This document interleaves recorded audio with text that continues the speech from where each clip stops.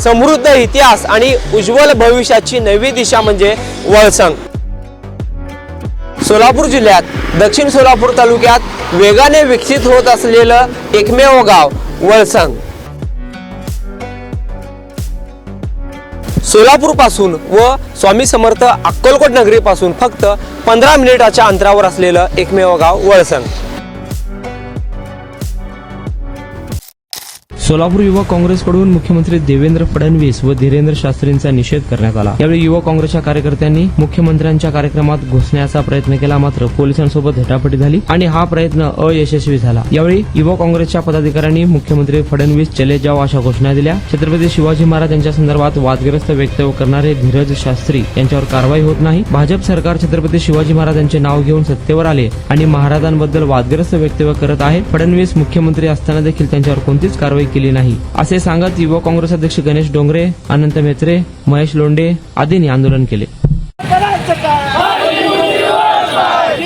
शास्त्रीला पाठीशी घालणारा देवेंद्र फडणवीसचं करायचं का? देवेंद्र फडणवीसचं करायचं का?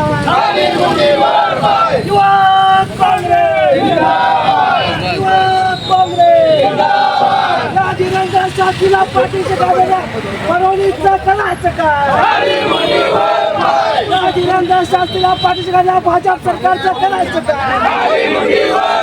छत्रपती शिवाजी महाराज। आशिया खंडातील सर्वात मोठा गृह प्रकल्प फक्त 7 किलोमीटर अंतरावर। सोलापुरातील राष्ट्रीय महामार्गाशी थेट जोडलेलं गाव म्हणजे वळसंग। वळसंग शांत, स्वच्छ आणि प्रदूषण मुक्त वातावरण।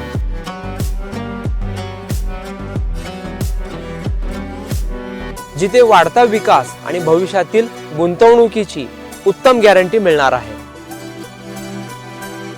योग्य भौगोलिक रचना, ऐतिहासिक वारसा जपणारा आणि अनेक धार्मिक स्थळांशी कनेक्ट असलेला गाव म्हणजे वळसंग। गुंतवणुकीसाठी सुरक्षित आणि भविष्य घडविण्यासाठी परफेक्ट लोकेशन फक्त वळसंग मध्येच।